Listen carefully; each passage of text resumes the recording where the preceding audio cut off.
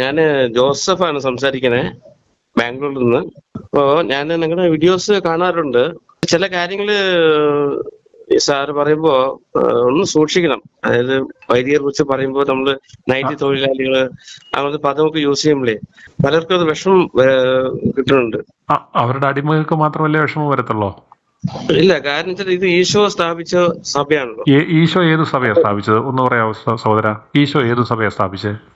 ഈശോ സ്ഥാപിച്ചെന്ന് പറഞ്ഞാൽ ഈശോ പറഞ്ഞു അന്ത്യ അത്താഴ വേളയില് ഇത് ഓർമ്മയ്ക്കായി ചെയ്യുവൻ എന്ന് പറയുമ്പോ അവിടെയാണ് വിശുദ്ധ കുർബാനൊക്കെ വന്ന് ആൾക്കാര് പല സഭയില് കുർബാന അർപ്പിക്കുന്നത്.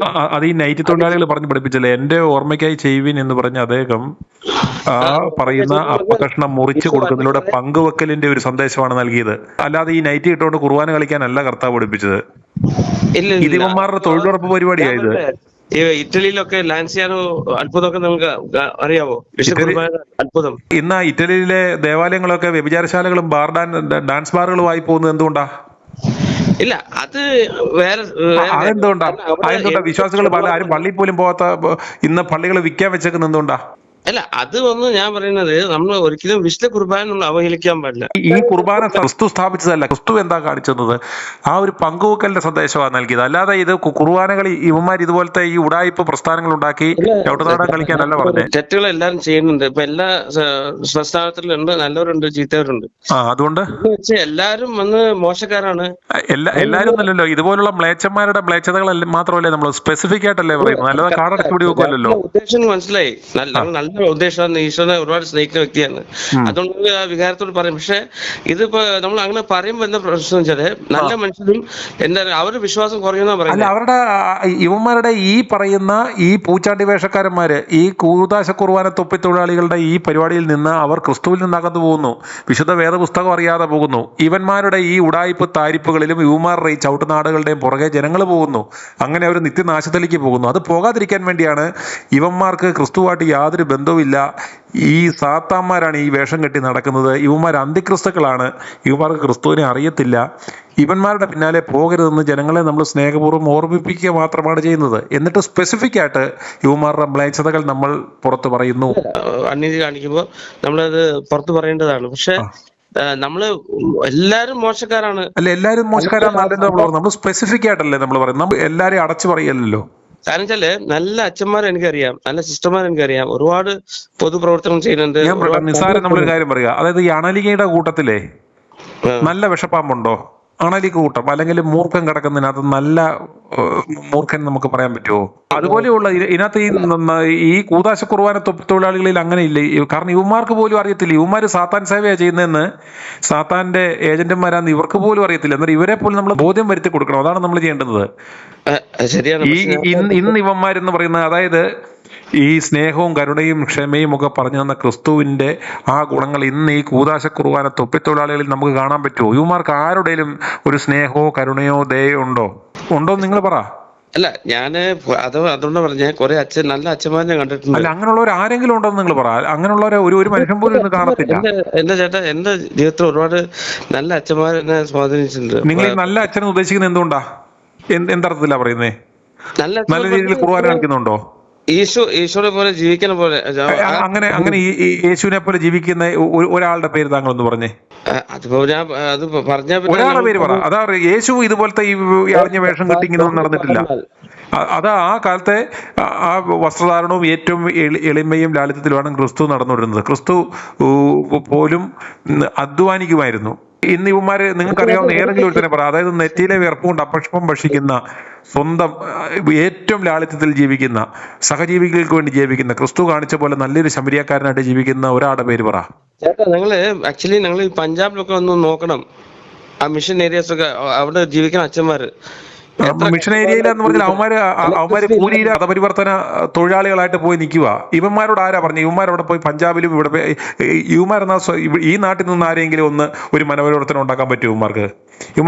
ഇവന്മാര് ട്രൈബൽ മേഖലയിലും മറ്റു മേഖലയിലും ഒക്കെ പോയി മതപരിവർത്തനത്തിന് ഇവന്മാര് പോയി അതിന്റെ പേരിൽ കോടികൾ വിദേശത്ത് നിന്നും കൊണ്ടുവന്ന് ഉണ്ടാക്കിയതല്ലേ? മതപരിവർത്തനത്തിന് വേണ്ടി ഉണ്ടാക്കിയതല്ലേ ഇന്ന് ഈ കാണുന്ന ഈ പ്രസ്ഥാനങ്ങളെല്ലാം നല്ല ശതമാനം? അല്ല, ഞാൻ സ്നേഹത്തോട് പറയുന്നത് സുനിച്ചേട്ടനോട്, ഞങ്ങൾ ജസ്റ്റ് ഒന്ന് ചില മിഷൻ ഏരിയാസ് പോയി കണ്ടിട്ട് എന്താ കാണുന്നത്? ഇവൻ അവിടെ എന്തോ മിഷൻ അവൻ ചെയ്യുന്ന അവിടെ എന്ത് മിഷനാണ് അവൻ അവിടെ ചെയ്യുന്നത്? അവിടെ കുറെ പാവപ്പെട്ടവർക്കൊന്നും വിദ്യാഭ്യാസം കൊടുക്കുന്നു. ആ, സ്കൂൾസ് ഒക്കെ തന്നെ അവരുടെ ഫീസൊക്കെ വളരെ ലോ ഫീസാ. ഒരുപാട് എവിടെ costly അല്ല. എവിടെ ചെയ്യുന്നു? ഇത് പഞ്ചാബില് ഇന്ന് വിദ്യാഭ്യാസമാണെങ്കിലും ഇന്ന് നടത്തുന്ന ആതുര കേന്ദ്രങ്ങളാണെങ്കിലും ഇതെല്ലാം കച്ചവട സ്ഥാപനങ്ങളാണ്. അയ്യോ അതാ പറഞ്ഞു, ഞങ്ങളത് പൊതുവായിട്ട് പറയാണ്. കുറെ നല്ല ആൾക്കാർ അല്ലെന്ന് പണ്ട് ഇവിടെ ഒരാളുണ്ടായിരുന്നു, അതായത് നമ്മുടെ കായംകുളം കൊച്ചുണ്ണി. കായംകുളം കൊച്ചുണ്ണി എന്ന് പറഞ്ഞാൽ ഒരു സൈഡിൽ നിന്ന് പിടിച്ചു പറിച്ച് അതിന്റെ പാപം തീർക്കാൻ വേണ്ടി ആരെങ്കിലും ഇല്ലാത്തവർക്ക് എന്തെങ്കിലും ഇത്തിരി കൊടുക്കും. അഭിനവ കായംകുളം കൊച്ചുണ്ണിമാരാണ് ഇവന്മാര്, ഈ നൈറ്റ് ഇട്ടുകൊണ്ട് നടക്കുന്ന കായംകുളം കൊച്ചുണ്ണിമാര്. ഇവൻ വല്ലവന്റെ പിടിച്ച് പറിക്കിച്ച് അതിലൊരു ഭാഗം മറ്റവൻ ഇച്ചിരി കൊടുക്കും, എന്നിട്ട് അത് വലിയ പബ്ലിസൈസ് ചെയ്യും. അതല്ലേ ചെയ്യുന്നേ? അല്ല. ഇപ്പൊ ഞാൻ ചോദിക്കുന്നത്, ഇപ്പൊ ഈ ഇവിടെ ലോകത്തിലെ ഓരോ ഇവന്മാരില്ലാതെ ഇവിടെയൊക്കെ ഈ രാജ്യം നടക്കത്തില്ല. എന്നിട്ട് എന്തുകൊണ്ടാണ് ഇത്രയും വർഷങ്ങളായിട്ട് പോലും ഈ 2.5% മേളിലോട്ട് എന്തുകൊണ്ടാണ് ഇവന്മാർ ഇത്രയെല്ലാം ചെയ്തിട്ട് ഈ 2.5% മേളിലേക്ക് ക്രിസ്ത്യാനികൾ പോകാത്ത? എന്തുകൊണ്ടാ സഹോദരൻ പറ, എന്തുകൊണ്ടാണ്? അതിപ്പോ അച്ഛന്മാര് മാത്രം പറഞ്ഞിട്ട് കാര്യമല്ലോ.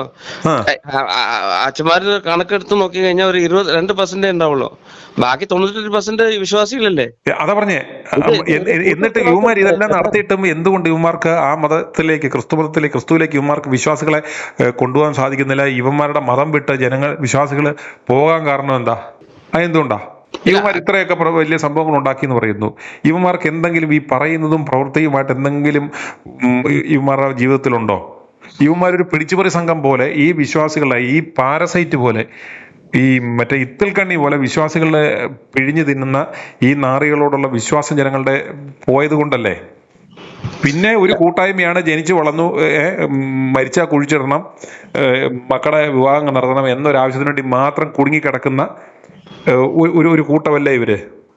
അതായത് ഇവരുടെ ശവസംസ്കാരം നടത്താൻ ഒരു അവസരവും വിവാഹം നടത്താൻ മറ്റൊരു അവസരവും ഉണ്ടെങ്കിൽ അന്ന് ഈ പ്രസ്ഥാനം തകരത്തില്ലേ?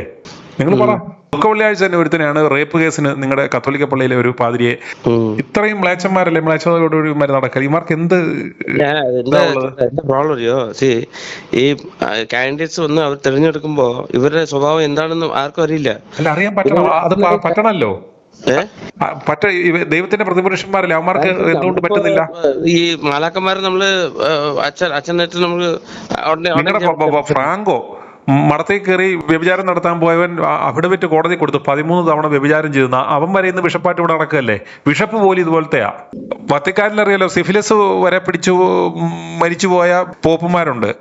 ഏറ്റവും കൂടുതൽ അഭിസാരികളുമായിട്ട് വണ്ടികൾ യാത്ര ചെയ്തുകൊണ്ടിരുന്ന ഇവരുടെ വത്തിക്കാനിലേക്കായിരുന്നു. ഇന്ന് ലോകത്തിലെ ഏറ്റവും കൂടുതൽ മദ്യം ഏറ്റവും കുറഞ്ഞ വിലവിൽ ലഭിക്കുന്നത് വത്തിക്കാനില്ല. എന്നാൽ ആ വത്തിക്കാനൻ സിറ്റിയിലുള്ളവരെ പോലും ഒരു മാനസാന്തരം ഉണ്ടാക്കുമാർക്ക് പറ്റുമോ? എന്തുകൊണ്ട് പറ്റുന്നില്ല?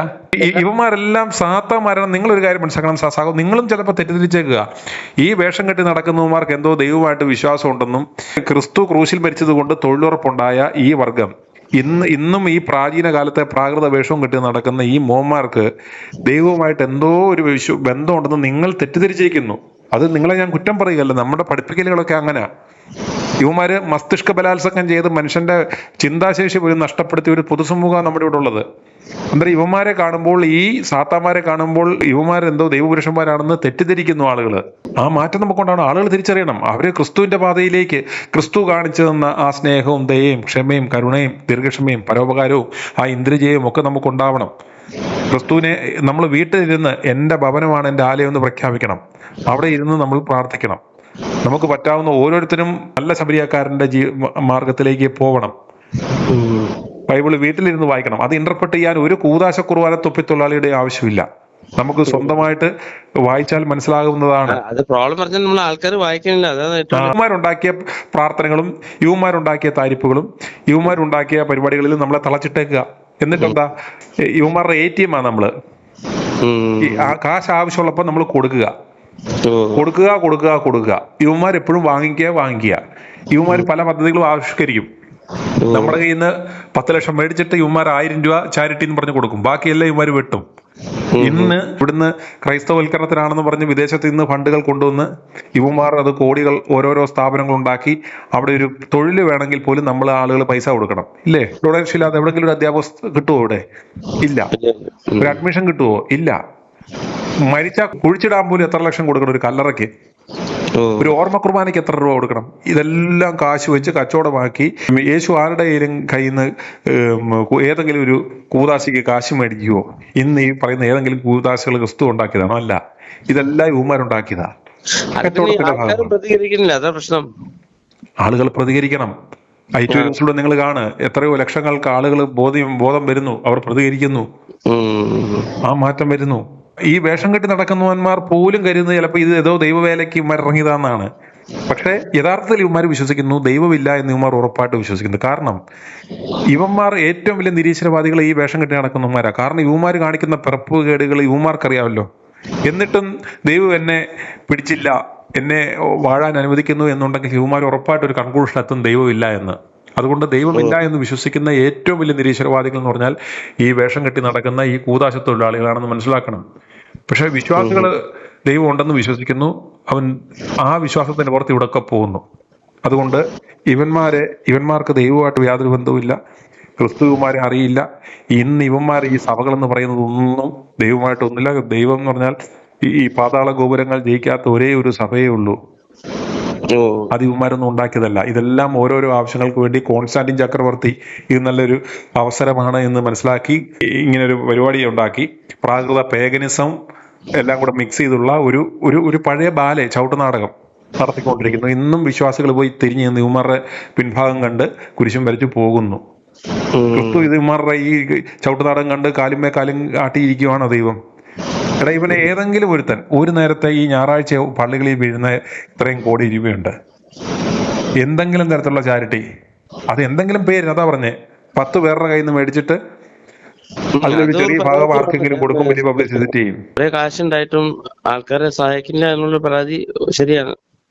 അങ്ങനല്ല ഞാൻ പറയും, എന്ത് വിശുദ്ധിയാവുള്ളത്? ഒന്ന് ഇവന്മാർ ഈ പറയുന്ന പോലെ യേശു പറഞ്ഞിട്ടുണ്ടോ ഇതുപോലെ ഈ പ്രകൃതി വിരുദ്ധ ജീവിതം നയിക്കുവാൻ?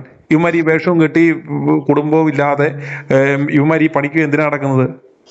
ഭവനവേദന നടത്തുന്നു, എന്തൊക്കെ പണികൾ നടത്തുന്നേ? ഇവനൊക്കെ അധ്വാനിച്ച് ജീവിച്ചുകൂടെ? രസകരമായ കാര്യം പറഞ്ഞാൽ കല്യാണം കഴിച്ച അച്ഛന്മാരും തെറ്റുകൾ ചെയ്യാണ്. ഉണ്ട്. അതാ പറഞ്ഞ ഇവനൊക്കെ വെറും സാധാരണയായ അപലന്മാരായ മനുഷ്യന്മാരാണ്. ഇവന്മാരുടെ ഈ വൃത്തികേട് ശൂന്യത മറയ്ക്കാൻ വേണ്ടി ഒരു നൈറ്റ് ഇട്ടിട്ടുണ്ടെന്നേ ഉള്ളൂ. അതിനകത്ത് എല്ലാം പച്ച മനുഷ്യനാണെന്ന് മനസ്സിലാക്കണം. ഈ ബോധം സാധാരണ മനുഷ്യർക്കുണ്ടാകണം. ഇവർക്കൊന്നും ദൈവമായിട്ട് യാതൊരു ബന്ധവുമില്ല. പറയുകയാണെങ്കിലേ ഇപ്പൊ ഒരു അച്ഛൻ വന്ന് ഒരു ഇടവകയില് സേവനം ചെയ്യുമ്പോൾ ഈ സ്ത്രീകളെ വന്ന് അവരെ സമീപിക്കാൻ അനുവാദം കൊടുക്കാൻ പാടില്ല. പുരുഷന്മാരെ തന്നെ ഡീൽ ചെയ്യാ കുടുംബകാര്യങ്ങളൊക്കെ, അല്ലേ? ഇവന്മാര് വെറും മൊണ്ണകളായി പോയത് കൊണ്ടല്ലേ ഈ പാതിരിമാര് ഇങ്ങനെയുള്ള പണികളിലേക്ക് പോകുന്നത്. കാരണം വെച്ചാൽ ഈ സ്ത്രീകളും ഒരു കാരണക്കാരാണ് ചില സമയത്തെ. ഇതൊക്കെ മനസ്സിലാക്കാനുള്ള ബോധം ഇവന്മാർക്ക് ഇന്നും ഉണ്ടായിട്ടില്ലല്ലോ എന്ന് പറയുമ്പോഴാണ് ഇവന്റെ അടുത്ത് പോയി കുമ്പസാരിക്കുക, ഇവന്റെ അടുത്ത് പോയി കാര്യങ്ങൾ പറയും. ഇവൻ ഇതിനേക്കാളും ബലഹീനനായിട്ട് നടക്കുന്നവനാണ്. അപ്പൊ ചില സ്ത്രീകള് ഒരു വൃത്തിയായിട്ട് എവിടെ അവസരം കിട്ടോ അവന്മാര് അത് ഉപയോഗിക്കും. അവന്മാരെ കുറ്റം പറഞ്ഞിട്ട് കാര്യമുണ്ടോ? അവരെ കുറ്റം പറഞ്ഞിട്ട് അന്നേരം വെളിവ് വെക്കേണ്ടത് ഈ മൊണ്ണ വിശ്വാസികൾക്കാണ്. അന്നേരം അതുകൊണ്ട് ഇത്രേ ഉള്ളൂ. ഇതിന് ദൈവമായിട്ടോ വിശുദ്ധ വേദപുസ്തകമായിട്ടോ യാതൊരു ബന്ധമില്ല എന്ന് മനസ്സിലാക്കുക. യുവമാരിൽ നിന്ന് പരമാവധി അകലം പാലിക്കുക. എന്റെ ഭവനം എന്റെ ആലയം എന്ന് പ്രഖ്യാപിക്കുക, അവിടെ ഇരുന്ന് പ്രാർത്ഥിക്കുക. പറ്റാവുന്ന നന്മ പ്രവർത്തികൾ ചെയ്യുക. സന്തോഷവും സമാധാനവുമായിട്ട് ജീവിക്കാൻ പറ്റും. ഇവന്റെയൊക്കെ പുറകെ പോയാൽ മനസമാധാനം പോവും, പണം പോകും, സകലതും പോവും. അവസാനം നിത്യം നരകത്തിലേക്കും നാശത്തിലേക്കും പോവും. എടാ, ഇത്രയും സുബുദ്ധിയും ബോധവും ഒക്കെ ദൈവം തന്നിട്ടും ഈ പന്നന്മാർക്ക് എന്തോ ദൈവികതയുണ്ടെന്ന് പറഞ്ഞ് ഇമാരുടെ പുറകെ പോകുന്നത് നമ്മളെ ദൈവം ശിക്ഷിക്കൂലേ? കൃത്യമായ ബോധം തന്നിട്ടില്ലേ? ഇവന്മാരുടെ ഈ പൗരോഹിത്യ വർഗത്തിന്റെ ഈ കള്ളത്തരങ്ങളും പൊള്ളത്തരങ്ങളും ചൂണ്ടിക്കാട്ടി ക്രിസ്തുവിനെ ഇവന്മാർ ക്രൂശിലേറ്റി. അതിന്റെ പിന്മുറക്കാരന്മാരാണ് ഇവന്മാർ എന്നുള്ള യാഥാർത്ഥ്യം നമ്മൾ ഇനിയെങ്കിലും മനസ്സിലാക്കണം.